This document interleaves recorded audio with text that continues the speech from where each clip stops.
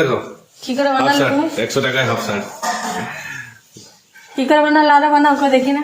দেখাচ্ছি দাঁড়াও তোর কর। তাহলে করেই দেখাবে।